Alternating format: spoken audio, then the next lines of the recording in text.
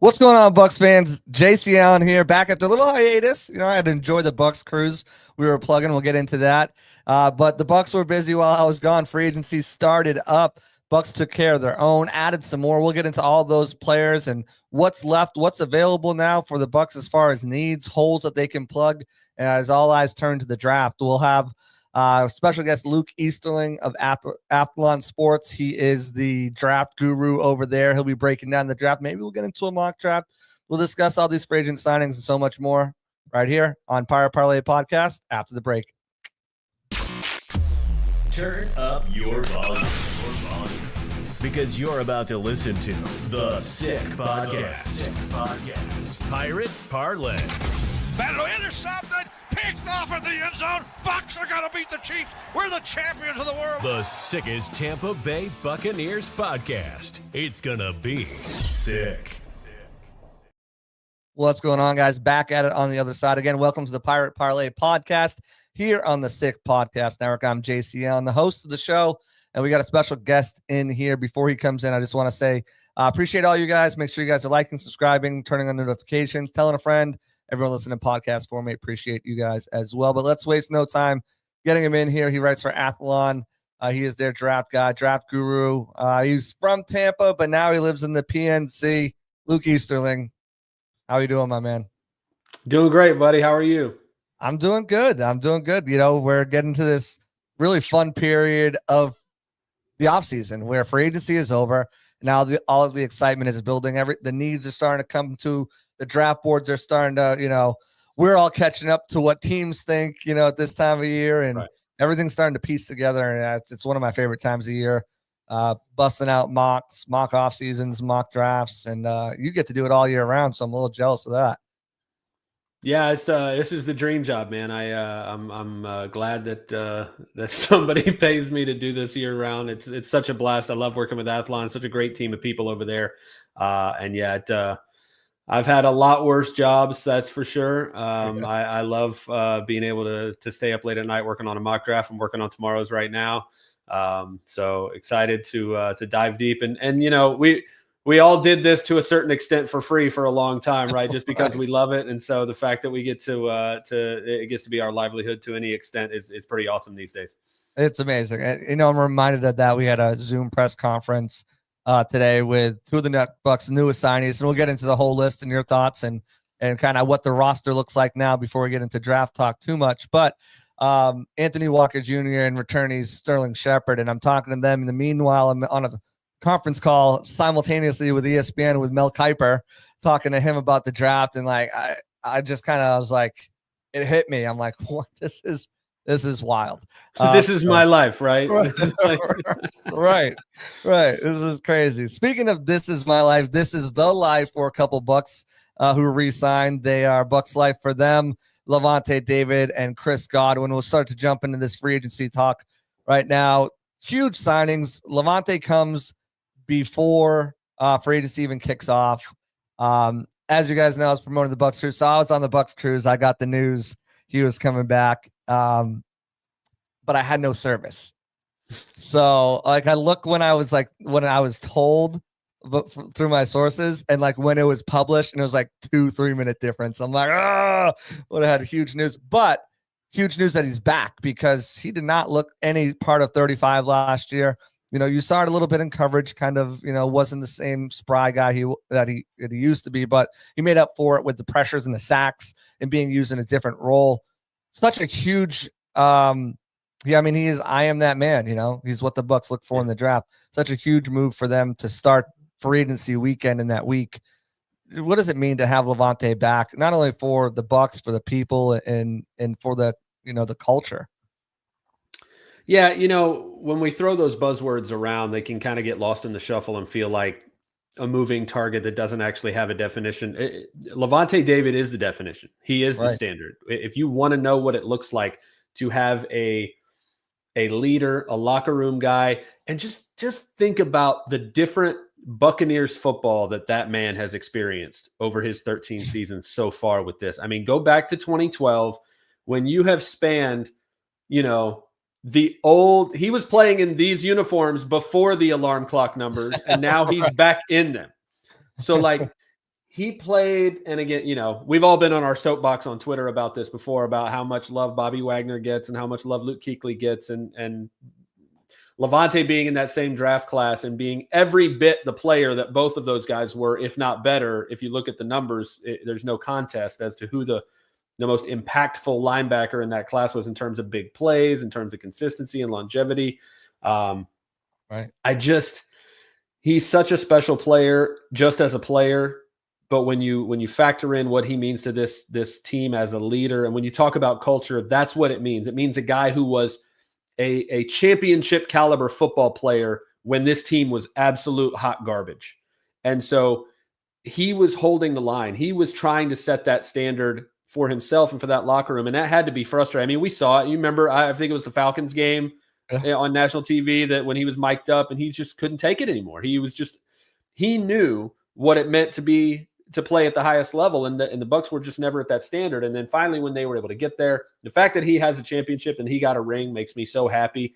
But now I feel like it's even more important to have guys like him, guys like Mike, guys like Chris sticking around long after Brady has been gone now to continue to maintain that standard, because everybody who wants to say, oh, it was just Brady, always that, like, they can't hang on that anymore, because Tom obviously made a massive difference in getting them over the hump and getting them to that championship level. But those guys were always championship football players. And so now they get to maintain that standard. And I think Levante David, again, is in a franchise that, you can say what you will about the Bucs, the lows of the Bucs franchise and how bad things have been at certain times.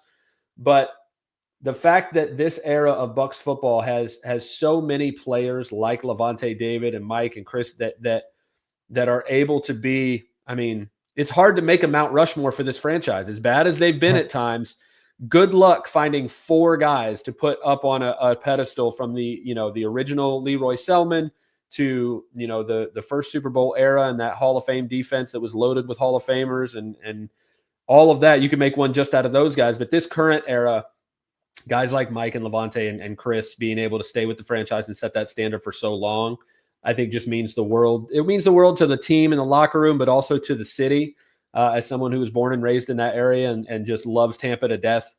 It makes me stoked, man. I'm so proud. I love the city. I love what Levante in particular represents as someone who battled through all the tough times and got to see the mountaintops as well.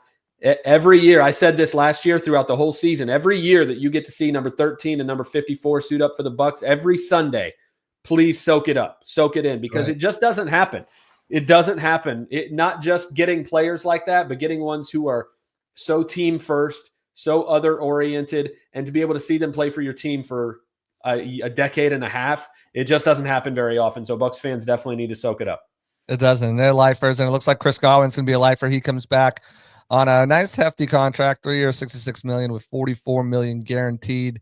This was always the process. We knew there were going to be people who were going to be willing to pay more. We knew there was going to be people who were going to be willing to go longer in years and higher in guarantees. But I maintain it. If you watch the show, I've said since last year when he was in his starter, he's not going anywhere, and he's back. And another one of these guys, you talk about just people who are just great people on top of being great players. And that's Chris Godwin. And he's younger than the other two. You throw Will Golston's in that mix too. Right, of course. I don't know if he'll come back. But he's that next wave, and to pass it down to the next group of guys. And, it's him and adding Ben Bredesen back, 2 huge moves to keep the offense together. Same set of starters, and then you brought back Sterling Shepard as well, who started that Chiefs game. I don't know, a lot of people remember they were down number 1, 2, and 3. They bring this entirety of the offense back together. Just how important is that is. And is it kind of being overblown a little bit because they're learning a new variation and a new voice at the helm? Or does it just mean that, rinse and repeat, this is going to be as good as it was last year, maybe even better?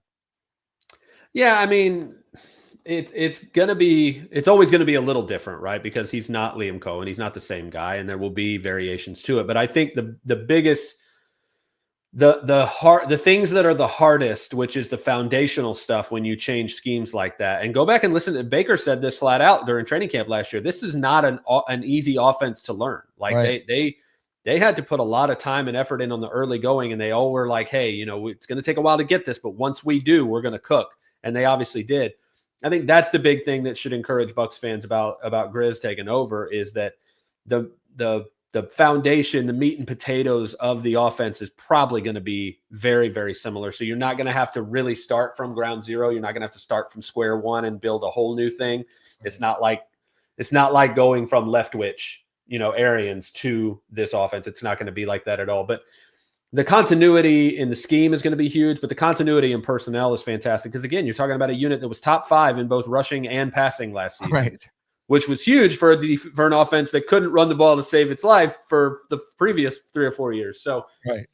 The fact that you're not just bringing back all the starters, you've got all of your running backs, all of your tight ends, pretty much all of your receivers. They lost some depth along the offensive line, but they've reloaded there. And I think that, that's probably the least of their worries at that point.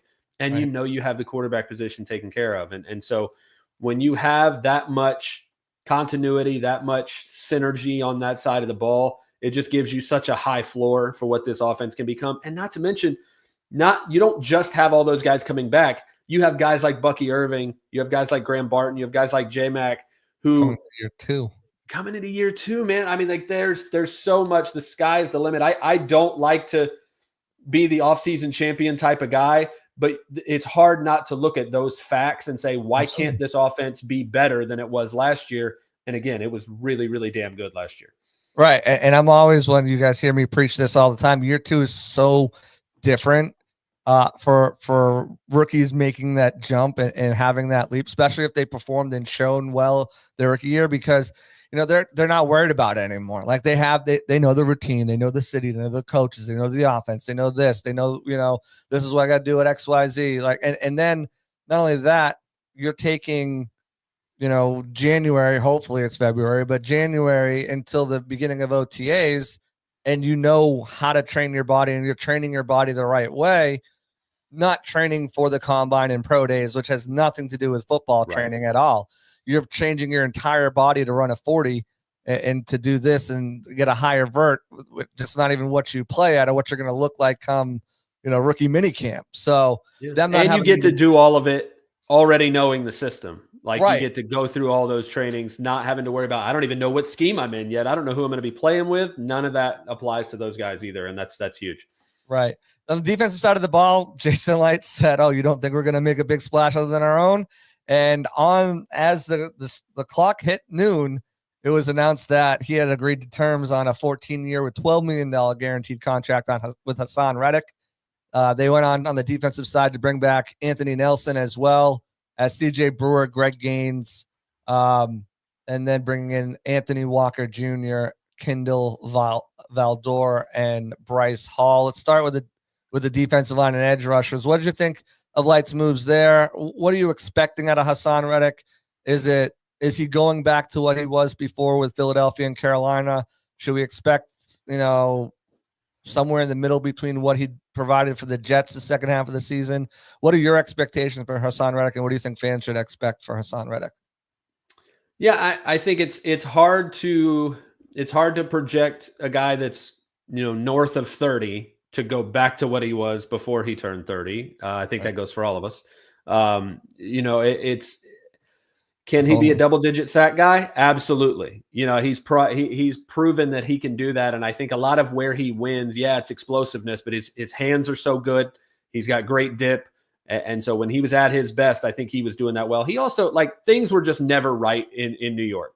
That whole thing was weird, and I don't know how much to blame who and that sort of thing. So I think a fresh start is good for everybody, and he definitely takes me as the kind of guy who is kind of pissed off to prove that it wasn't on him, that he didn't produce last year, and that he can be much closer to the guy we saw again in Philly and in Carolina. And so he's exactly what the Bucs need. He's a guy who's proven he can get after the passer, isn't a guy who you do have to worry. Chris Braswell has a chance to make a big leap in year 2, But with Reddick there, you don't have to live and die with that. You get a guy, and I'll speak about all of these defensive guys that you just mentioned. I think I saw our boy Scott Reynolds coined this term the other day, but building the roster from the bottom up. And I think that's a lot of what the Bucs did in free agency. Hassan Reddick is obviously not a part of that group, but the rest of those defensive additions and even some of the guys they made on offense is making sure the floor of your roster is as high as possible so that you go into the draft. And we say this all the time, right? If you fill your needs well enough to move that floor up and up and up, you don't go into the draft saying, oh my God, if I don't get this position filled in the first 3 rounds, we're screwed. And so you can't leave yourself in that position. And everything the Bucs have done has been bolster the depth at corner, bolster the depth along the defensive line, make sure you have another swing tackle after you lost Schooley, make sure that you've got veteran receivers you can count on like Sterling Shepard, make sure that there's no really glaring hole that forces you into a position, especially in the first round, because now if you had to have an edge guy, if you don't get Hassan Reddick, you feel pushed into the edge class, even if the edge run happens before you get there. And now you're taking the 5th or 6th edge off the board, right, as opposed to being freed up to say, hey, if Malachi Starks falls to us, if Jahad Campbell is still on the board, if all the guys on defense that we love are off the board and somebody on offense just is there that we feel like we can't pass up, you're free to do that because you did enough to fill all those needs with veteran guys who raise your floor there. And I think that's probably the most important thing Jason Light did across the board, while again addressing the team's biggest need right now, which was the guy who can, when it's time to get off the field on 3rd down, can you rush for and can somebody get to the quarterback? Hassan Reddick can do that. Yeah. You know what? It feels very Bill Belichickian. Like when they were in this run where, they had sustained success, you never really saw them go out and sign the flashy free agent. They'd make smart trades, 1 year, 2 years, they'll add a Dalius Thomas, there's a name from the past who just burnt out some humble pie. But he always made sure the depth of the roster was secure. He always made sure, all right, we might not have an A+ guy here, but we know that we can spend and have a B-, C+ behind him in case something happens. And they always had that next man up mentality, like most teams do, but he always backed it up with usually quality depth that felt comfortable to go in and do a job. Right. And Jason was there for some of that too. I mean, that doesn't fall far from the tree there. I can't talk today, but it's clear to see that pattern that he was there and saw that work. And he's implementing it in his own way. Yeah. And again, I don't think this is something that you're really kind of looking for last year or the year before when you're just trying to field a competitive team and build to the draft. Now they feel like they have a competitive team. All right, now let's bring in some and credit Mike Greenberg, and whether the rules or any cap guy knows the rules or not, it's still awesome to see when he pulls out, Trask is getting paid almost $3 million, but we're paying, they're paying 1.3, and some of the veteran salary benefit deals that they're giving out, and what a genius to buy in, and say, hey, this is a team, this is a culture you want to be around. And that's seen throughout the league. And you're hearing more and more people kind of, say that about the Bucs, about the culture. And it drove a certain someone to want to sign here. And his name is Riley Dixon. And I think, we talked about the offense defense. He needs a whole segment on him because the punting sucked last year. It was so that bad. Like, you can blame injuries on defense and sure, there's no continuity. Guys went down. The offense was humming. The punting was just atrocious, and they needed to find an upgrade.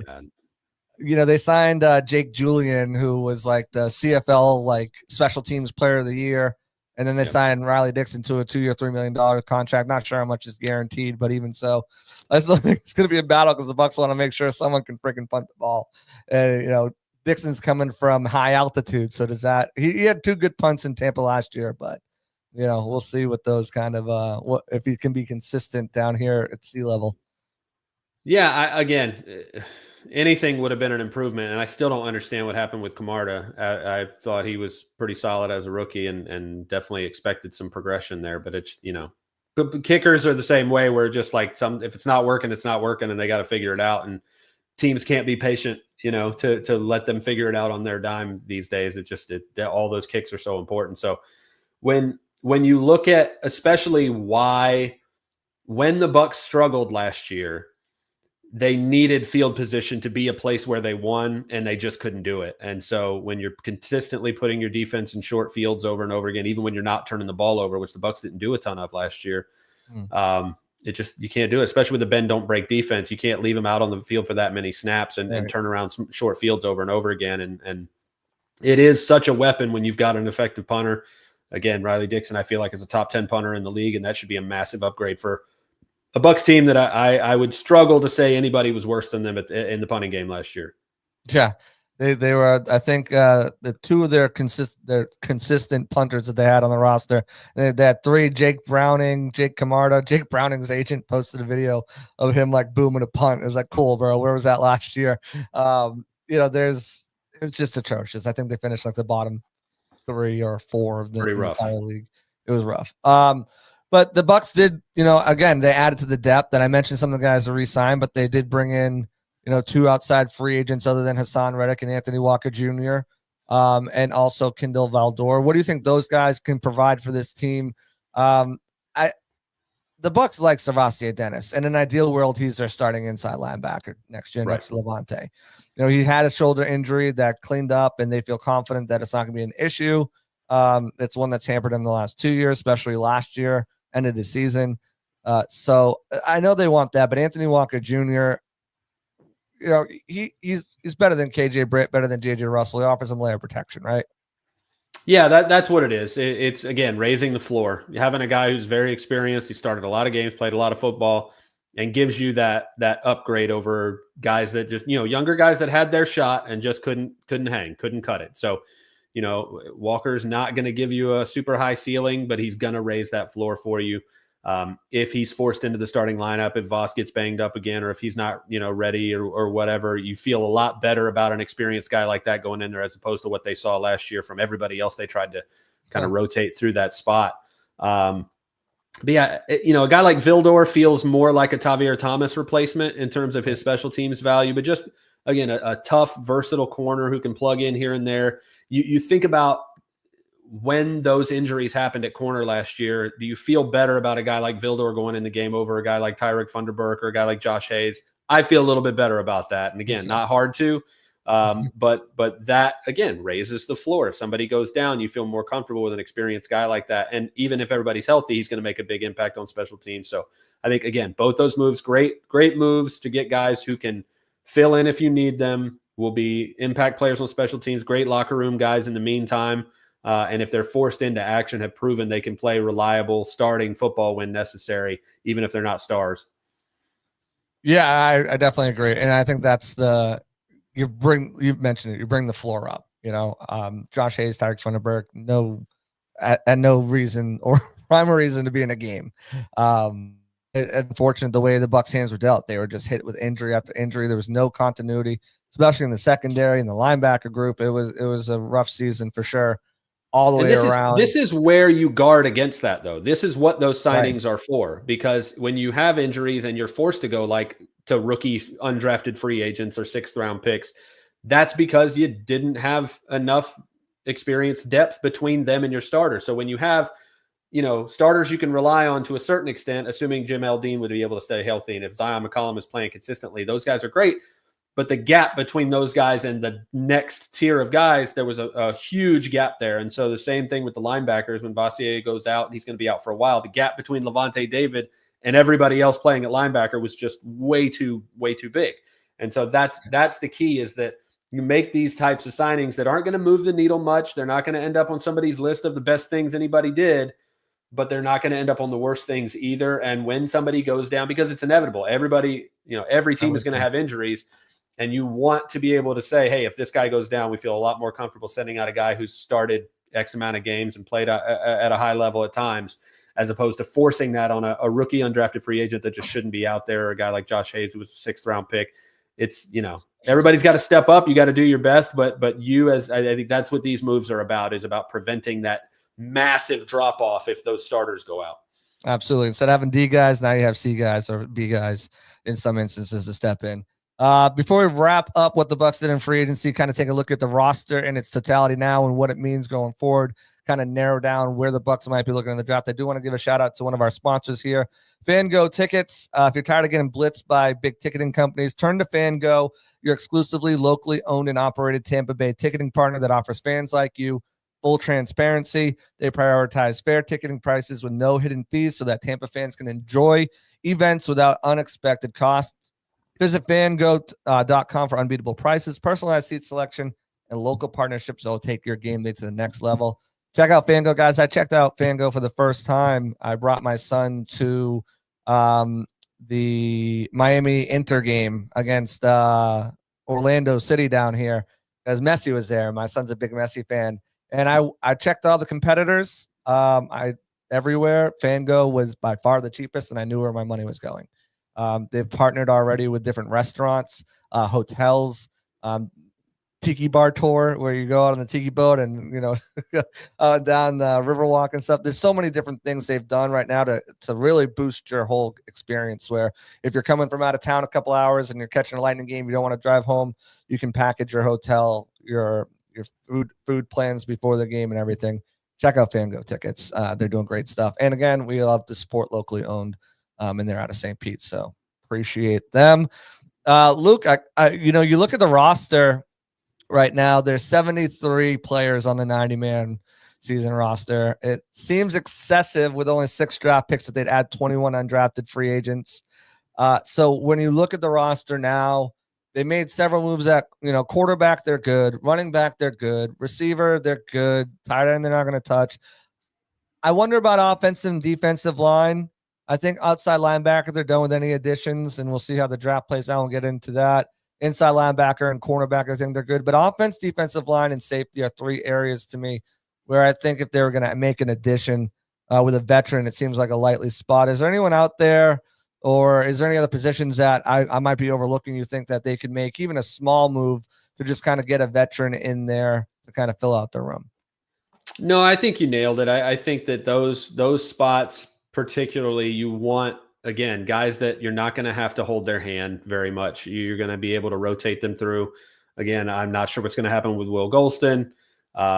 You're also, especially with veteran signings, it's a little bit different. But going into this draft, you have more 3-year down the road needs than you might think. Vita Vea is going to be 30. You've got some spots where it might not look right away like there's a need, but there will be eventually.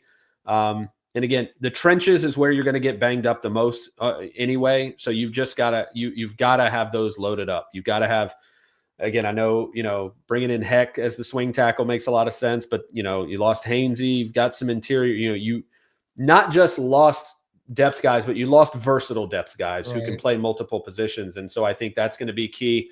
Guys that are versatile enough on defense to let Todd do what he needs to do when they're on the field and not pigeonhole into one role, because you know how much he likes to move those guys around. Absolutely. And then on the offensive side of things, guys like Bob Hainsey were so valuable because he can play really anywhere. He played so much at right tackle at Notre Dame, but he's played guard, he's played center at the NFL. So losing a guy like that really hurts your depth, just because anybody could have gotten injured and he could have plugged that hole to a certain extent. So though I agree with you, those spots. And safety is, again, when injuries happened, man, they were rough on the back end in their ability to prevent big plays and their ability to tackle consistently down in the box. And so, again, raising that floor at that position in particular, I think will be huge for this team. Yeah, I definitely agree. Name I like if they do. And, free agency is basically over. There's this second wave that comes after the draft. Teams start cutting veterans loose or reassess their situation and see what they need. And then of course, when camp starts, is that, that third wave. And then obviously cut down date is the next one. But there's multiple ways for them. Julian Blackmon's a guy I like out of Indy. He only made like $3.5 million last year. Very productive, a guy who's, made a lot of plays on the ball. There's a couple of guys on the offensive line. I think getting someone in the offensive line isn't a priority for them, because I still think the way they have their offensive line, and I'll just run down the names. Obviously, you guys know the starters with Werps, Bredesen, Barton, Mock, and Gedeke. Charlie Heck was signed. He's going to be their swing tackle. They got Elijah Klein, and I know they're really high on Elijah. They think Elijah can play a little bit of center, a little bit of guard, a little bit of tackle. So maybe he can fill that Bob Hainsey role. And we'll see if he develops. He's on a 4-year deal. He's already 1 year in. Bredeson's on a 3-year deal. That could be a 2-year deal. So we'll know in 2 years what they think of Elijah Klein unless someone gets hurt.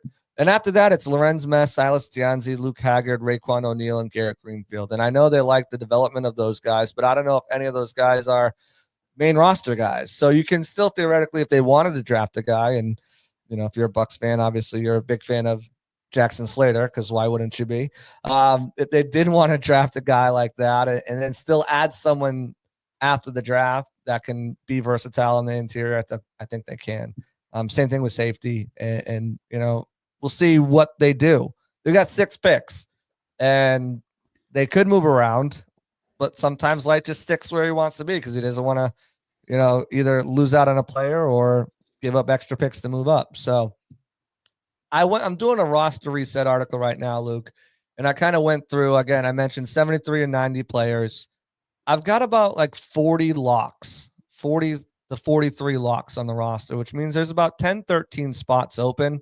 And again, some of these guys will win the competition because some of the guys I'm counting are like, Cam Johnson, Raheem Jarrett, Trey Palmer, O'Keefe, Devin Culp, some of the backup offensive linemen, CJ Brewer, Mike Green, do they maybe upgrade there, or Marquise Watts, Jose Ramirez, down the line kind of, but that's my kind of, I guess where I'm going with that is they only got 6 picks. So unless some of those guys stick around and they beat out competition to stick around, there's real competition at the bottom of this roster to churn out, whether you're an undrafted guy, whether you're a free agent signing and one of the next waves, or you're one of the drafted guys looking to make the team in the latter half of the draft. There's really some open competition in the back end of this roster, I feel like.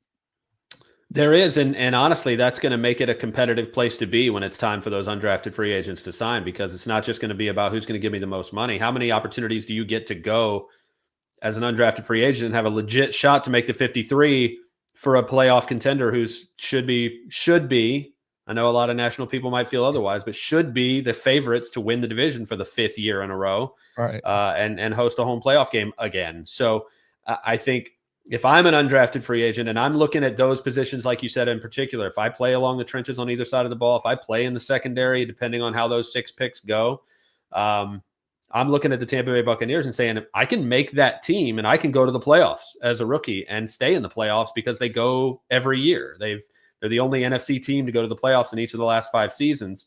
So if I look at that place and say, hey, there's room on me, there's room on the bottom of that roster for me.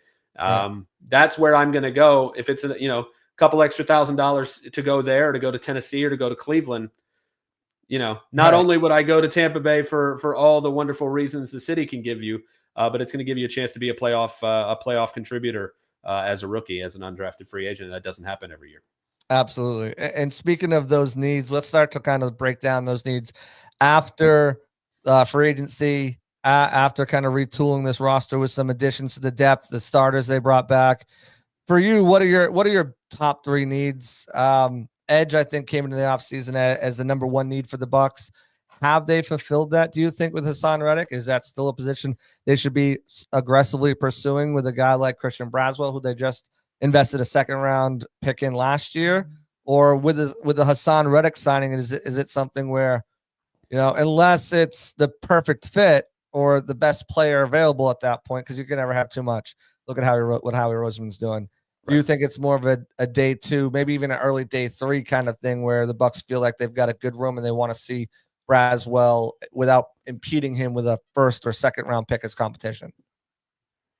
Yeah, I think it'll come down to who's on the board, especially if we're talking about the 1st round. I think if they are super high on one of those edge guys and that falls to them, I don't think they would feel like they can't or shouldn't take them. Whether it's the same thing at receiver. People, I think I got in an argument with somebody on Twitter about the Bucs drafting McMillan at 19 yes, please. because it would hold up Jalen McMillan's development or something. I'm just like, I just don't care. Like if your development's going to be stunted because they drafted Ted McMillan, I feel like that would just make you compete harder. And I don't think he would shy away from that. I don't agree with that at all. So same thing for Braswell in that if the right, this is the edge class to do that too. It's so deep and it's deep to a point, but that run is going to happen between where the Bucs pick and where they pick again. So I feel like if they love an edge guy and they take him at 19 because they just can't pass him up, I'm fine with that, because this team needs as many people who can get after the quarterback as possible.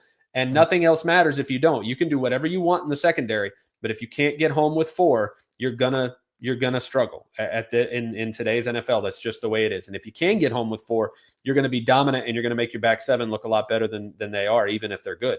And so I'm perfectly fine with them going edge. Hassan Reddick, again, north of 30 years old and on a 1-year deal. So that deal to me doesn't do anything to dissuade me from taking an edge guy in the top 3 rounds at all. There's some day 2 guys I really like. I love Josiah Stewart out of Michigan. If they were to wait a little bit on a guy like that, who, again, physically might not tip the scales as much as some of those earlier guys do, but just a highly productive guy who I think would be great leader, great in the locker room, just a consistently productive guy who is explosive, who is athletic, just a little bit undersized. Honestly, reminds me a lot of Shaq Barrett in the impact he had. So he's a guy I like in that range. I think the 2 biggest needs that kind of have leapfrog edge, I think edge kind of slides back to 3 in terms of immediacy because of the Hassan Reddick signing, because you do kind of hope that Braswell makes that jump in year 2, because the traits are obviously there. And he did flash a good bit down the stretch. He looked like he was starting to figure it out those last 3 or 4 games when he was healthy. And so I think it's linebacker. Again, I know that they love Servassier Dennis. I'm excited to see him at full strength. I just have to see it to believe it, that he's going to be able to avoid injury, because it keeps bugging him. And so if Jihad Campbell is on the board at 19, I love that pick. I don't know that he gets there, to be quite honest. A, because I think he's a phenomenal prospect, and B, because the rest of this linebacker class sucks, to be frank. Like, it's just not, like, the depth is not there in terms of, I hate using that word, but it's like there's a massive drop off between the Jihad's got a 1st round grade. Other guys got 2nd and 3rd rounds, pretty much. I mean, barely seconds. I like Carson Schwessinger out of UCLA a good bit. I like Chris Paul Jr. out of Ole Miss, but those guys, those are guys even I would feel much more comfortable in the 3rd round than the 2nd. And you're starting to see that's kind of where they're being mocked, is that 3rd round, especially Paul Schwessinger. He's got past the Bucs now, and this in a lot of people's 3-round mock drafts, and the only one who's still standing is Demetrius Knight Jr. in the 2nd round, and we'll see what that does, especially with his age. My question to you about Jihad Campbell, because I'm with you, and I'll even go with Jalen Walker too. Either of those guys there. First of all, Jalen Walker is a top 10, maybe top 7 player in this draft. So if he gets to 19, that's a no-brainer for me, especially in the top Bulls defense. I think he'd be fantastic. Oh yeah, but with Jihad, he just came out today that he revealed to the SEC network that he had shoulder surgery to fix his torn labrum. How does that affect his draft stock? Does that make it more likely that he could be there? And I'm trying to think, and at least in recent history, my knowledge doesn't go back as far as yours, especially with Jason and his draft kind of forte. Have they drafted someone as early as the 1st round that is coming off injury? I can't remember a time where it was like a significant injury. I remember, at least not that early. I remember Jamel Dean was coming off an ACL when they drafted him in the 3rd round. There's been a couple, but I don't think it was anything as early as that or necessarily as serious as that. So I definitely think that could contribute. It definitely could keep him on the board till 19. And when you're dealing with a linebacker you want to start who's already got a shoulder injury in Servassier Dennis, I could see how that might spook them a little bit. I think Jalen Walker be a completely different conversation, because I think he's in a tier above Jihad Campbell as a prospect. But corner is the other obvious need to me. I think Zion McCollum made a huge leap. I think he can be a special player. He's just got to find that consistency and be that guy on a snap-by-snap basis. And poor Jamel Dean, like I love him as a person, and I love the highs that he's capable of, and I love the size, and I love the speed. But man, he just can't stay healthy, and he's just not consistent enough for me. And he does take the ball away. You got to take the ball away, and that's the thing. I said this on a different show the other day, where I was like, if the bend and don't break style of defense only works if you can take the ball away. Because if you can't take the ball away, by the halfway through the 3rd quarter, your defense is cooked.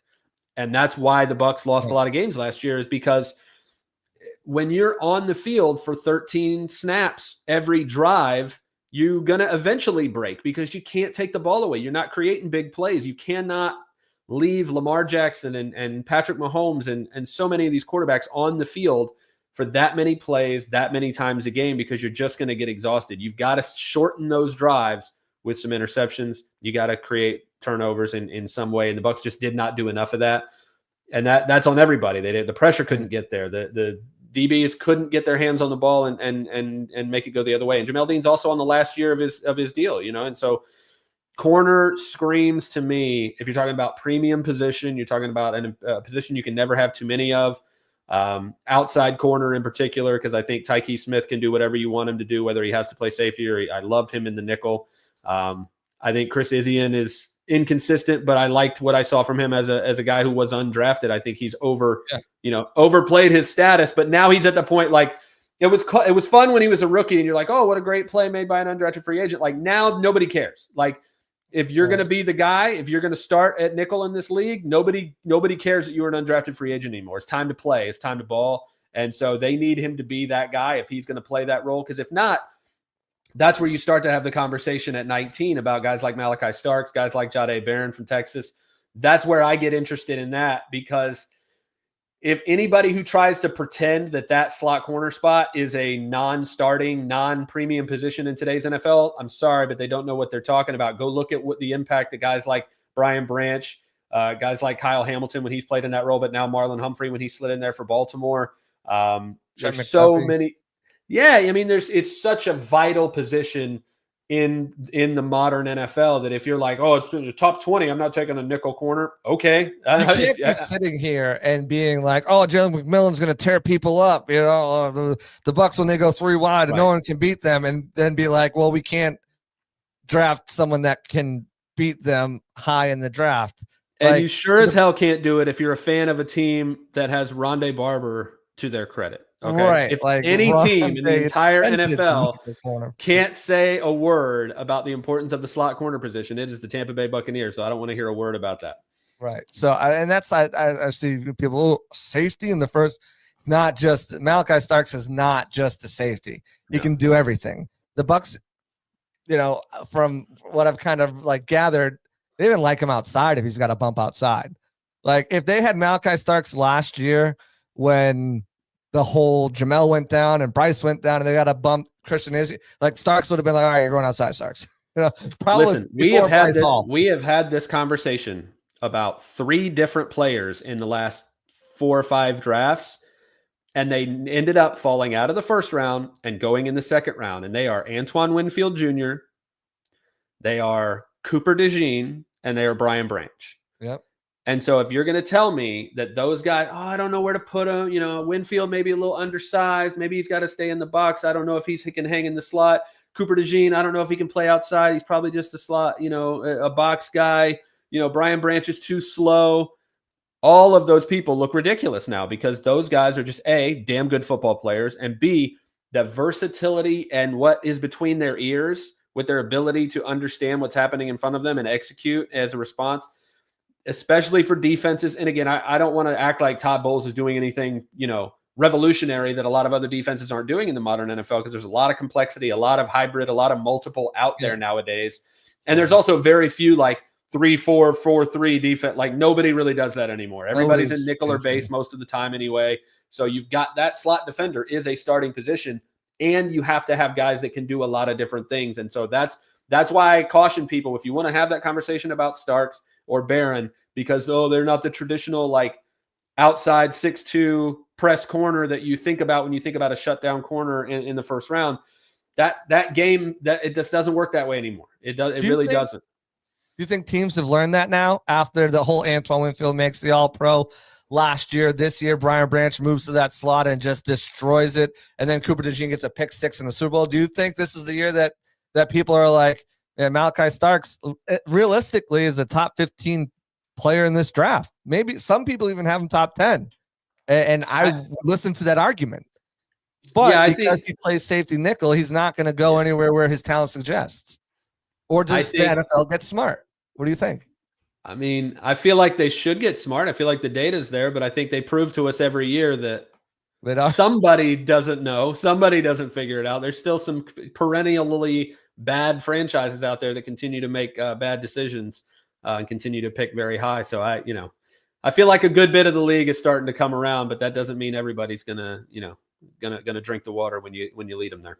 So we know defense is such a big part of this draft, and it should be mostly defense. I think safety, certainly another position if they don't go with one of those Jahdae Barron, Malachi Starks early, who can kind of do a little bit of everything. But, that's the dream, right? Because then you really don't need to draft a cornerback as early as you draft. You get one of those guys, and you can look at the 5th round and look at a guy like Quincy Riley, or the 4th round, look at Kobe Bryant and Noel Williams, or Zion. Quincy Riley in the 5th round is blasphemy, by the way. You think he's going way higher? I saw you got him in the 3rd round. He's a third. He's a day 2 guy for me. I love Quincy Riley, man. I'm a sucker for corners who can play inside and outside and who aren't afraid of the run. I need tough corners who can tackle and play the run. Tough tackles too much though, man. Yeah, that's what my coaches are for. That's what my coaches are for. I need the want to. I can't teach you how to care. I can teach you how to rap.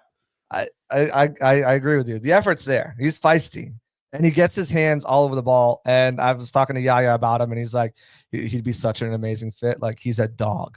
I was like, well, I had him my first official mock that I put out the other day. Go back and look at the 2023 film too, because he was a little banged up last year, had an ankle, I think. Go back and watch the 2023 film. I feel like he was a much better player because he was fully healthy. I gotta check some games out of that then. But no, I think if you get one of those guys, now you can wait 4th, 5th round. You don't need to, and you're technically not doubling up because you're, again, different roles. Yeah, different roles. So I think that's a good spot. But besides safety, cornerback, nickelback, I think we'll just wrap secondary, those 3 positions into one, even though they're not, as we just so blatantly laid out. Right. Well, hopefully you got a guy that can do all of it. But what else are you looking at? Is there anything in the offensive side of the ball? I mean, the Bucs met with 3 tight ends, formal visits with Ty Warren, Gunnar Helm, and I forget the other one. They met with a couple. Running back, you would think they're good, but Rashad White is on the last year of his deal. Might be, unhappy with his role now, as a guy who almost had 1,000 yards and was a starting guy and then kind of just falls to a 3rd down. What else are you looking at? Do you think the Bucs are going to do? And again, with only 6 picks, you're awfully limited when you have really 3 things you need to definitely attack. Yeah, I think the offensive picks that they make will have to come down to value, like guys that just fall to them and they're like, we can't pass this up. And to your point about the running back and the tight end positions, is those classes are super deep this year. And so it wouldn't shock me if a tight end fell to them at the right pick. If you're talking 4th round, probably for that type of pick, if the right tight end or the right running back drops to them at that point, then you're like, okay, I like the tight end room right now. I really like it from top to bottom. I like the different skill sets. I like the different roles. If they feel like there's somebody that falls to them that gives them, in particular, a really dangerous matchup weapon in the passing game that they feel like can push Cade to be that passing option in those, because I know Devin Culp is fast, but he's kind of small and doesn't have the complete rest of that skill set. I think if they feel like they could raise the ceiling on the passing impact of the tight end position with the right guy, and like you said, guard against maybe the future of Rashad White if he wants to, move on after this year. Cade's on a 1-year deal too. I mean, he's in at last year of his deal too. It's true. It's true. So I think both of those positions in the right situation might not seem immediate, but next year we'd be having a much different conversation. And if they address that with a value pick this year, wouldn't be surprised. Right. And I throw out there, and I've been vocal about this on X. If Tet's there, I think you got to really take a really hard look at not passing up on him. Same thing with Tyler Warren. I think if either of those 2 guys, I don't expect them to be, but if either one of them are there, I think, and you're looking at, again, the 4th edge or, your, 3rd corner, whatever it may be. There's also guys like Will Johnson. Will Johnson's there. I think I'm sprinting that. If Jihad Campbell, Jalen Walker's I'm running up there with Will Johnson on the card. Donovan as Araku, like, see you later. We're running up there. Malachi Starks and all those guys. It's hard to pinpoint where they're going because we haven't caught up to the draft boards yet. And even when we think we do, we haven't. Right. There's everything we think we know when draft night comes along, half of it is BS, and we find that out the hard way. Right. And even then, like, draft boards right now, like, whatever we think we know now is going to change after all the pro days are done and they start in the private visits, 30 visits are done and they start rearranging them again. So it's and man, I mean, you study Jason long enough, and like you do enough of these, you kind of get a feel for his type of guy, right? You Yep. look for obviously guys who can play, who have production, and then you look for character. You look for the intangibles, what sets him apart, what's the fit, what's the normal measurables they look for, and all those things. And you can kind of, back when I was a Pewter Report, Scott does it so well, and I feel like I've learned a lot last year. I think I've got like 4 or 5 of I think my best fits for them landed with them. But it's like for you, 32 teams, you got to have some like people out there that you just, that cover the teams and be like, hey, just feed me some information because this is insanely difficult right now. Oh, I do. And it's not just that, like, I have certain people with certain teams, but I am a big fan. I know, when you put a mock draft out there, and we always joke about the people who are like, oh, you're a moron, it will never do this. Like, I love constructive criticism from fans of teams that know more about their team than I do. Listen, I grew up a Bucs fan. I know a lot about the Tampa Bay Buccaneers. There's no way I'm ever going to know 32 teams on that same level. It's just impossible. Right. It's never going to happen. So when, especially when it's kindly delivered, if I put a mock out there and somebody will be like, hey, actually, this pattern that I've noticed with our team means that this would be unlikely. And if you go look at the replies, I'm always like, hey, that's interesting. Who would you do? What would you do instead? And people will give me, I love that type of feedback. And I find it very, very useful.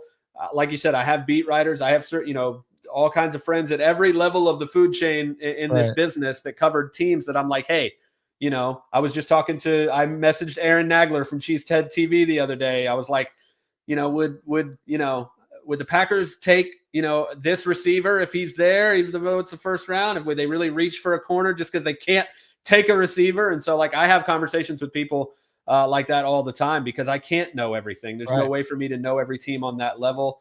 I wouldn't pretend otherwise. And so I rely on everybody else to help me because it just makes everything that much stronger and makes it, at the end of the day, it's about informing people. It's about giving people as much information as possible and to be able to pass that along to the fans. I'm not above seeking help in that. Right. Mock drafts, unless it's the final one, you kind of hope you've got it. But mock drafts, for the most part, is just an exercise to familiarize people who aren't into the draft with potential prospects that team could look at. Like, that's what a mock draft comes down to. Unless you're a sicko and you're busting out, you're churning out PFF mocks every 5 minutes, you're getting one done. I got an A. What do you mean he's enough here? Maybe if I move him, you're a sicko. But for the most part, the general casual readers, people who are like, oh, mock drafts, who do they think got us taken? Okay. And then they hear those names on draft night. They're like, oh, I remember kind of what he wrote or what he said about XYZ. So, well, and I do 3 or 4 round mock every Thursday morning at Athlon Sports, and that's why, because I like to give people as much depth as possible. And I agree with everything you said about mock drafts. I'll take it a step further and say my job, the way I look at it for myself, is my job as a draft analyst is to make sure that as a fan or a reader of what I'm putting out there, you have a reason to be happy and excited and hopeful no matter who your team picks. Because it's the worst possible feeling to come out of the draft thinking, oh, my team didn't get that one guy, so it's bad.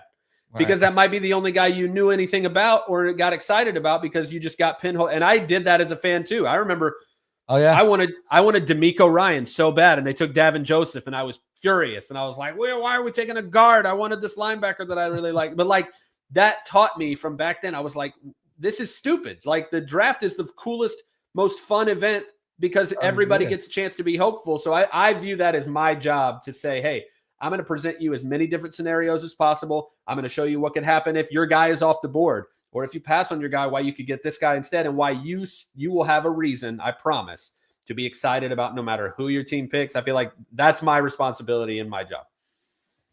I got a funny story like that. So most of you guys know, you can see it behind me from Boston. So Patriots fan. Sorry to hear that. Sorry, whatever. I'm here now, right? And you're not. Thoughts and prayers, JC. You're not here anymore. Yeah. I brought it with me. So the 1 year I wanted Chad Jackson. So there's a Florida guy. I wanted Chad Jackson so bad. I fell in love with this game. I'm like, man, I think he could translate. Brady could get him right. Like, I really think Chad Jackson could be it. First round comes, they draft Lawrence Maroney. I'm like, Lawrence Maroney, Chad Jackson was right there. He's on Mel Kiper's top of the board. What are we doing? Because, I paid attention, but I was ignorant. I didn't know like this side of it, So and now I'm so pissed off. They make a trade. They move up in the second round, draft Chad Jackson over Greg Jennings. I got Chad Jackson. I'm like, yes, we got him. My first ever jersey I ever bought was a Chad Jackson jersey. I have both sides of those coins, right? The one time that the Bucs traded up for somebody that I was like, this is my guy, was Levante David in 2012.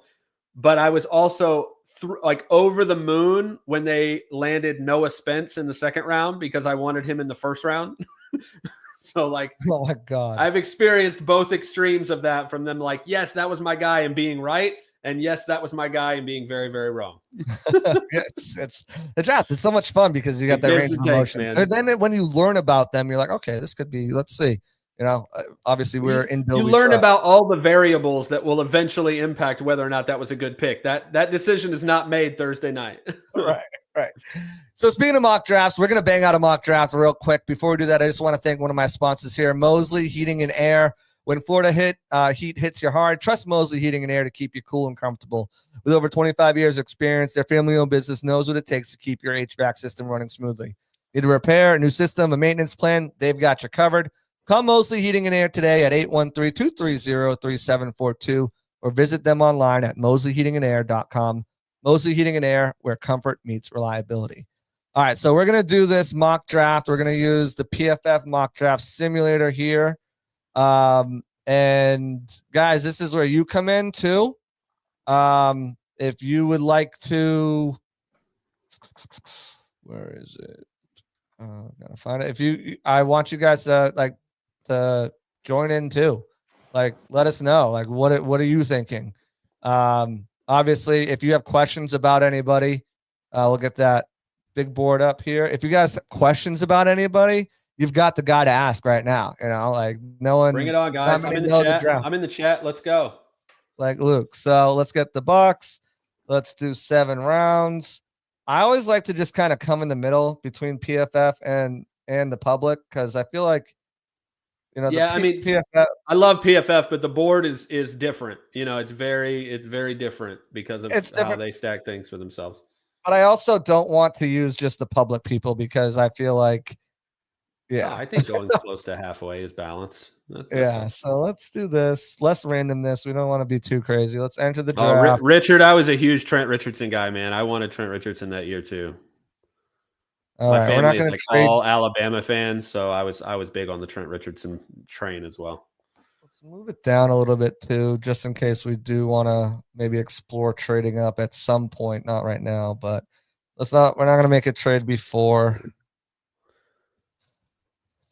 Let's go. We're off, guys. Can you put us both on the screen, Jimmy? How we were before? Can you move us? Yeah, there we go. That's good. All right. So let's take a look who came off the board.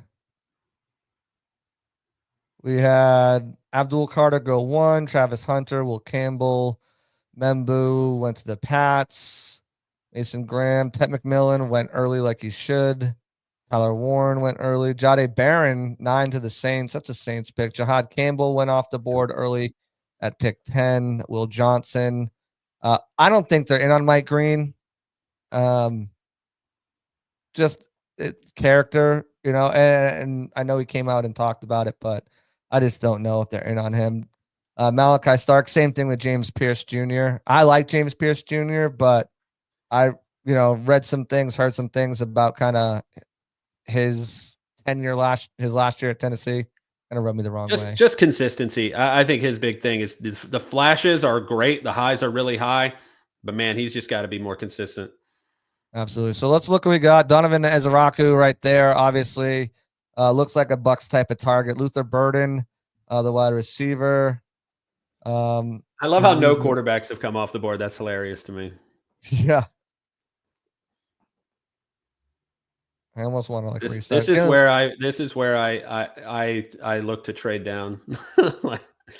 I like Ezaraku a good bit, but especially if Walker's all the way down there, which is I don't feel is terribly realistic. But right, neither do I. But we'll go with it. How many trade offers do we have here? Let's see. We got 6 of them. Anything good? We can move back to the Vikings. They only have a few picks. Then we're looking at Cleveland at 33 at the top. I mean, we can see what the Vikings will give us. I'm sure we could squeeze out their 3rd round pick and move back a few spots, spin the wheel. What do you think? What do you guys think in the chat? The biggest reason I'm okay with doing this is because I would obviously, if this actually happened, I would have already picked Jalen Walker like 3 minutes ago. Right. Do we want to take? But if he's off the board, I think it's realistic to have him off the board. So if we trade down and he's not there, I feel like it gives us a little more of a realistic scenario. Right. Or do we just restart this one? And we've got 6 picks. So I think trading down is a viable option because you want to reload. There's some more depth that you want to get there, and you want to leave yourself open to be able to take an offensive player if the right one's there. All right. Let's see if he's going to be there. Let's see if they take it. They do. Let's see if they win the Jalen Walker sweepstakes, and they do. Cam Ward's still on the board. That's embarrassing. All right, so I mean, yeah, we take Jalen Walker here. Easy peasy. And this is why like doing mock drafts now too are kind of silly. Because I love that they are hilarious, but they're so fun. Like I just don't care. I don't care that they're silly. I like having fun. I do too. That's why I'll do it over and over again. I'm one of those degenerates. I mentioned that. Like I was gonna say, you were saying that earlier. I was like, oh no, he's talking about me. No, it's talking about me. Shadur Sanders just came off the board at 52. To the Seahawks. Where did continues for the Seahawks? If you guys see any names here too, you're interested in, like want to know more about, Cam Ward falls to the Browns. Yeah, Loveland is not going 35th. I'm sorry to say, Giants. He'll be a first rounder. It's not gonna happen. Okay, so I'll ask questions. I don't know if anybody else is, but Xavier Watts is a guy that I'm really high on. I think would fit. Chevon takes Ravel, the ball away. Takes the ball away. Xavier Watts takes the freaking ball away. I want that guy. Absolutely. You'll like my next mock draft then. Chevon Ravel too. I think before injury, you look at the tape and he's just everything the Bucs look for. Achilles is scary though. He was an ACL. What was his ACL? Yeah, he was an ACL early in the season too. He should be all right. Was one of the corners an Achilles? I'm thinking someone have Achilles this draft. Benjamin Harrison had a hip, or Benjamin Morrison had a hip. Okay, I thought Ravel was maybe I'm confusing other prospects. Yeah, he was a torn ACL in September, so it's been a good bit. He should be all right. Right, Ravel. Bryce says he likes Princely Humanamanillan. I don't know if I like him, but I don't know if there's a point.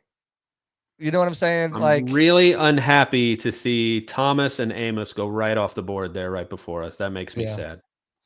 Yeah, I like Amos a lot. I like him a good bit. Brady Swinston's a guy I like if they're going to look at an edge in the second round.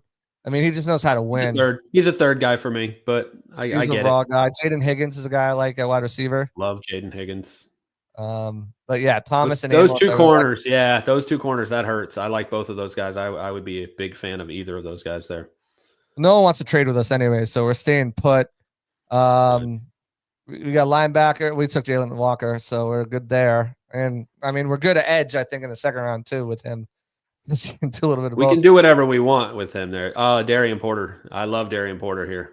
That's what I'm thinking. I took him second in my last mock draft I had. Benjamin Morrison's intriguing. Just don't know with the hip injury makes me a little nervous. And honestly, I think Darian Porter's like a more polished Zion McCollum. Like he just that type of athlete. Still he's converted wide receiver, so he's still learning the position. But man, what a great athlete! And I think he's a little bit further along. If he's there at 53, I love that. If you go Jalen Walker early, yeah, I agree. It's like I feel like this point of the draft, it's like you kind of get if you're the Bucs and you think through the Bucs lens and usually how they draft, you kind of get pigeonholed into certain like. Yeah, that's why I think you see a lot of people, especially in the third round, trading back if they don't take if they're not grabbing Bassa or Paul in a mock, they're trading out of the third round or down in the third round to get some value because I'm not opposed. I'm not opposed to Schlesinger here, but if Porter is there, I'd go there first just because it's more important a position, especially if we've already got Walker. Yeah, absolutely. I like Schlesinger. I like Schlesinger. I think he's going to be a good player. It goes off the board right there. The next pick. And I think he'd be a fine player in Bulls defense. Inside linebacker stuff, man. Like rare instances, you got to get a guy like Edge Cooper. It usually takes them a year or two to really kind of spread their wings. Unless you get the rare ones like a Levante and some of these other guys. All right, we're back on the board here. Again, no one wants to trade with us, but we do have 2 third-round picks. Keep that in mind. We'll be picking again in 13 picks. So far, we've addressed the secondary with Darian Porter, and we've addressed linebacker, maybe even a little edge, whatever the hell you want to do with Jalen Walker. Yeah, it depends on who else we pick. We can take an edge or a linebacker now and put him at the other one. So I like that. Right. So we got Kevin Winston Jr. as intriguing safety. Big fan coming of off an Winston injury. Jr. here. I do like but him. His healthy tape is really good. Again, see, this is what I'm talking about. If you're the Bucs, you don't need a running back. You don't need a tackle. You could go with a wide receiver, but really the wide receivers that are here, I don't love any of them. I am the president of the Jalen Royals fan club. Jalen Royals is a top 5 wide receiver in this draft. I love Jalen Royals. Jalen Royals? Big fan. All right, let's take a look. Got hurt in October. I think it was a foot or an ankle. Missed the rest of the season. But the 4 games before that, he was torching people, man. He was 200 yards against Boise State, I believe. Dude can do it all. You can read his scouting report on athlonsports.com or in the Athlon Sports NFL Draft Preview magazine. But yeah, I'm a huge Jalen Royals fan, man. Just 6 foot, 200, solid guy. I don't know if he's a Bucs pick here, but in a vacuum, he is one of my favorite players in this draft. I'll have to look into him more. Tez Johnson, I know they spoke with him, Harold Finn, and now we're getting into late, and some of these guys might be here. I think we lean towards Kevin Winston Jr. Yeah, I like that pick a lot. Again, if you go back and look at his tape when he was healthy last season before, he was a difference maker in that secondary. I think he's a great player. He's not a 3rd round pick if he doesn't get hurt last year. He's well off the board. I mean, if you just kind of look at what the Bucs, really kind of need, safety, and we'll put linebacker there, and we'll put edge there. Weed out all the tackles and running backs here. So they're going to go. He's the highest ranked player for them. I do like Andrew Mukuba as well. He's a playmaker. 5 interceptions last year. He's a little undersized, but I do like him. Jeffrey Boss is a name that's been linked with the Bucs. Remember, we are picking again here in 13 picks. So there's a chance that some of these guys would be here. And depending on which safety you like better. I haven't really looked into Ransom as much. I think there's a decent gap between Winston and Ransom for me. So, what do you guys think? I agree with Michael there in the comments. I think Winston fits well skill set wise with Winfield on the back end, and again frees you up to do whatever you want to do with Tyke. You can keep him in the slot. He's a buck. Jimmy, throw up the comments when you can. When people are chiming in. All right, we're back up here right now. Let's see what's going to happen. We traded back with the Vikings, picked up their 3rd round draft pick, and still landed Jalen Walker. Still nobody wants to trade with us. This is why trading back, and this is why I felt this way when the Bucs had that extra 3rd from the Carlton Davis trade last year, is because it frees you up to just take a guy if he falls. Yeah. And I think that was Jalen McMillan last year. I think Tyke was much more of a need, but I think Jalen McMillan was that guy last year. Here, there are guys I feel that way about. I feel that way about Jonas Avenea, the offensive lineman out of Arizona. He's a guy I would love in the 2nd round for anybody. Again, I love Jalen Royals, but I don't think they go wide receiver here. Bassa is probably the most sensible in terms of the needs. Right. really like CJ West. I know he's more of a 4th round guy, but CJ West and Aeneas Peebles, I think would be fun picks for the depth at defensive line. What are your thoughts about David Walker? He's a fun guy. Again, small school guy. One of the more intriguing edges. I think he's more of a day 3 guy, but had a good all-star circuit. I think there's a lot there. Again, Bucs bringing back the entire offensive line, so I don't think that's a huge need. Deion Walker's an interesting guy. If you want, the next generation of nose tackle to develop behind Vita Vea, he's not quite that guy, but he's huge. I mean, he's 6'6", 6'7", 320 plus, 6'6", 345. Look at that. That's a big old boy. Big boy. So that'd be a fun one. Yeah, this is again where it gets into, are we trying to fill a need with a guy like Bassa, or we got, because I like him better than the edge guys on the board right now, or are we just going pure value because I think there's a lot of value at positions that aren't really needs right now. Yeah. So I mean, Deion Walker would be again a fun pick. Bassa would be the need pick. I think Jonah would be kind of, do you burn a late 3rd round pick on someone? Can he kick inside too, or is he strictly a tackle? Yes, he's actually probably a better guard than a tackle. So he's your, developmental guy who can be a versatile backup. Again, it's very, very rare that you get through a whole season with no injuries. The Bucs didn't do it last year. So investing a good pick on the offensive line isn't the worst thing ever. What do you guys think? Let me know. We'll rush through these ones real quick. The next, I say we go Bassa here, and we see what value falls to us in the 4th, because then you've really filled your needs, and you can really be more judicious. You feel better about those day 3 picks as depth guys once you've filled all the rest of those needs. So I say we go Bassa here. Even with taking Walker in the 1st? Yeah, because I think again, depending on who you talk to, he's an edge who plays linebacker and not the other way around. And honestly, I ended up finalizing him as an edge when I graded him, because I just think he's going to make a bigger impact there. And in Todd's defense, he's going to move them all around anyway. And I think the most important thing is getting guys who can get after the quarterback, and I think he does that really well. All right, Jeffrey Bassa, like Bucky Irving, you are a Buck. All right, we're coming up to the 4th round. I'm not going to trade up, so let's speed this up a little bit. There's just 3 picks remaining. Patriots getting Jalen Royals in the 4th round is ridiculous. I love that. Good for them. I love it too. Congrats to your Patriots. Jackson Dart in the 4th. That's not going to happen.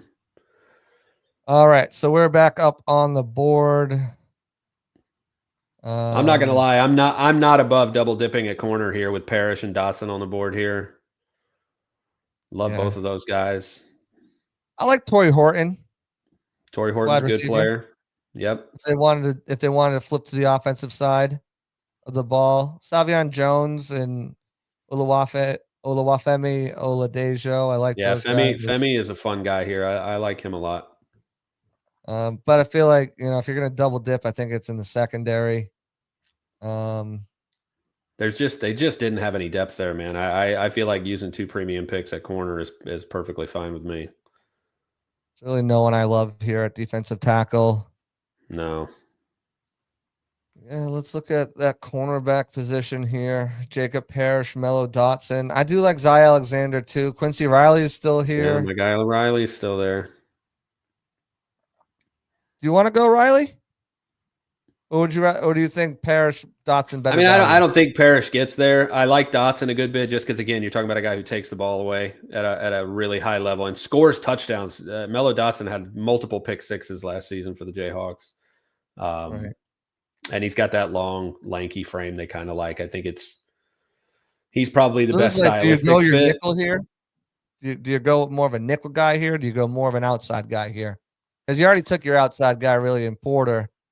Do you look for more? I think that's honestly why I would lean towards Parrish and Riley. And that, if I stick to my board, it's probably Parrish over Riley.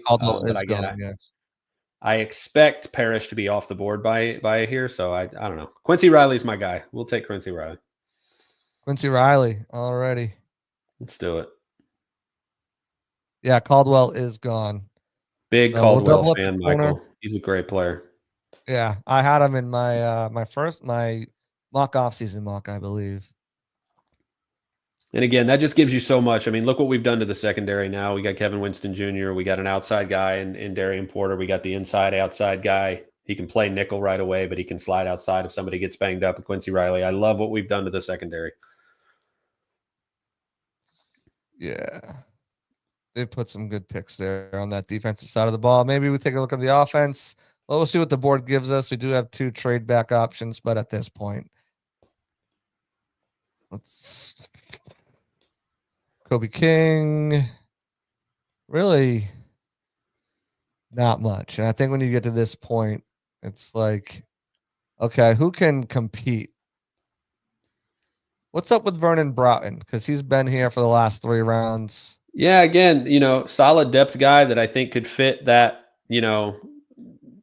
base front defensive end role with that frame and that skill set that he has. He's not your traditional 3 tech or nose, but I think in this defense in particular, he'd be a solid fit. And at this point, the value is fantastic. Yeah, and again, Logan Hall is in the last year of his deal. Yeah, absolutely. So grabbing a guy that can fill in and replace him is a good move. And this was my the Nebraska punter pick for a while until they signed a punter. I was like, honestly, one thing that I'll say at that pick, if the board fell this way, is if Quinn Ewers is there, spending a late round pick on a quarterback who could become the next backup or a very valuable trade piece if he pans out is never a bad idea. Right. I've gone Ewers before when he's made it to the 5th round just because those same reasons. I think you should always be developing quarterbacks. And I think with Michael Pratt, they feel like they probably have that on the roster. They're really high on him. I think so. And I agree. I had a 3rd round pick. I had a 3rd round grade on Michael Pratt last year. I was super happy when he got signed. So I mean, and then they made it more. Malachi Moore from Alabama. I heard he's kind of got he's kind of a nut job. I don't know what you've heard about him, but he's a little. I mean, I haven't heard anything. I saw him crash out a couple times on the field, towards the end of I think it was the Vanderbilt game that they lost. He was legitimately having a moment out there on the field during the game. So I don't have any inside knowledge, but I know what I saw on television. Just crashing out on. Maybe he's just really competitive, and I can take that. But man, it was he had a rough time with that loss. All right, so here's what we have. We got Jalen Walker in the 1st after a trade down that netted us an extra 3rd rounder. Darian Porter in the 2nd. Kevin Winston in the 3rd. Jeffrey Bassa in the 3rd with that extra pick. Quincy Riley, the first 5 picks of our draft, all addressing the defense. 6 picks. Vernon Broughton to come in and play defensive line, kind of maybe a Logan Hall replacement potentially if he pans out. Poor Josh Grizzard is like, guys, can I have something? Can you give me something? So let's find something for a good old Josh Grizzard. Let's look at the wide receivers. Let's look at the tight ends. Let's look at the running backs, and let's look at some interior offensive linemen here. He's like, you got your whole offense back. You're good. Right. Yeah. So I'll throw you a bone here. We got Woody Marks. Yeah. I mean, he's that. Fairchild's not bad. Woody Marks is that receiving back type, Fairchild, if you're starting center for Georgia, you could at least, maybe make a practice squad, you'd hope. Theo Weiss is someone, not much. I like Rocket Sanders down at that point in the draft. I don't think he'd be a bad investment. For him, Sanders? Home run threat, yeah. He's fun. What about Sakari Franklin? Did he get injured this year? I don't know if it was this year. I think he got injured the year before. Wasn't he at UTSA? Yeah, it was the year before. And then just didn't have the same production. And he's a guy I remember looking at a couple of years ago. I was like, all right, let's keep tabs on him. Well, I don't want to do that. I'm also not going to just go offense here to go offense either. I mean, if the value's not there, I think we need to broaden things and see what the board tells us. Right. Maybe there's an edge guy we like that we can keep loading up. Holland Pierce, honestly, is intriguing to me as a developmental tackle from Rutgers. Dude's got a wingspan. His wingspan is unbelievable. Go look at his measurements from the combine. It's just absolutely ridiculous. They don't have that. 6'8", 6'8". 344. That's a big old dude. Jeez Louise. I think he's bigger than Lorenz Metz. Fine by me. Ty Robinson had a hell of a combine if you were looking for, more D-line help. What do you guys think? Ty Robinson, Michael Pless, Ty Robinson. You think they go Fairchild with the center? Are you thinking Marks running back or what was the other running back you said? I'm more apt to go trenches than anything here, just because I feel like everything else is pretty solid. And again, the depth along the defensive line in particular could, a lot of that's 1-year deals. Ty Robinson. I'm great with that. I had him. And not to mention, Jason's got to get a Nebraska guy. So right. It's funny about this mock is it's almost like the same one that I just put out the other day. Not the other one, my draft one. It's got Bossa, it's got Riley, it's got Porter. Again, it just shows you that. And go look at anybody else who covers the Bucs on a regular basis. I don't agree with that. JT is JTS 2.0. Again, it's just we're all getting the same guys because it's the same guys. You kind of figure it out. Jalen Walker got us a B+. Darian Porter got us a B. Kevin Winston got us an A-. Jeffrey Bossa got us a B+. Then we start getting some C's. We still got a B+. I think it's a great haul. You gain value by moving back. Still got Jalen Walker, who again wouldn't be there in real life, but he's there, so we're gonna play the game. Depth along the defensive line, depth at the linebacker room, depth in the secondary, offense. You get a brunt of who do you want in undrafted free agency? We'll give you right. Yeah, we'll do a bunch of undrafted free agent guys for the offense. How about that? There you go. So that's it. That's the mock right there. We'll get this up. You guys can vote on it on the Pirate Parlay X page. But we went long. Appreciate Luke for giving us some extra time and banging out a mock draft with us. That's gonna do it, Luke. I want you to be able to go ahead and promote yourself. You've done it throughout the show. I've done it for you throughout the show. Where can they find all your excellent work, all your breakdowns, your new mock draft dropping tomorrow morning, right? So tell them where you can find it. Yes, sir. All the work is at athlonsports.com. I'll have a brand new 4-round mock draft in the morning. So a lot of fun stuff for all 32 teams. Go out and get the magazine. It just came out a couple weeks ago, the Athlon Sports Draft magazine. I wrote all the scouting reports and all the team breakdowns in that one. My buddy Doug Farrar did a bunch of great features for that issue. So definitely go get the physical magazine. I don't know if you're like me, but I just like holding the magazine. I got to have a book in my hand this time. I was in one last year, so. Oh man, there's nothing like it. That's still one of my favorite things to do. I love that I get to be a part of that after reading those magazines for my whole life. So big fan of that. Come on over to Twitter at Luke Easterling. And I just launched a new podcast last month. It's called BPA, Best Podcast Available, the Athlon Sports NFL Draft Show there. We just had Booger McFarland on this week's episode. So yeah, just that'll be we do a new episode every Wednesday morning. So subscribe, check that out on YouTube, Apple Podcasts, Spotify, wherever you get your podcasts. Check that out if you're looking for a draft specific show from a league wide level. But yeah, this was fun, man. Thanks so much for having me. This is a good time. Absolutely appreciate you coming on. Appreciate you spending some time with us. Check out all of his stuff. Luke is killing the game as always over at Athlon Sports. Appreciate you, my friend. Anytime, man. You take care. Absolutely. All right, that's going to do it for us. Before we get out of here, I do want to, again, do a special shout-out to our sponsors, Luke Easterling. Bucs Cruise, amazing time. I'll get into that a little bit more next week. I'll have some videos and photos to show you just what an amazing time that was and why you need to be on it next year. But make sure you guys are liking, subscribing, turn on notifications. We'll get this up. Don't forget, we've got a March Madness Tampa Bay Buccaneers bracket that's going on right now. So head over on to our Twitter page, X page, whatever you call it. Check that out. We'll get up our mock draft out there. So check that out as well. Appreciate everyone for tuning in as always here on the Pirate Parlay Podcast on the Sick Podcast Network. I'm JC Allen. We're out of here. Peace out.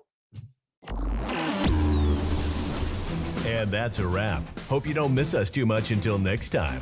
Follow the Sick Podcast Pirate Parlay on YouTube, Facebook, Google Play, and Apple Podcasts.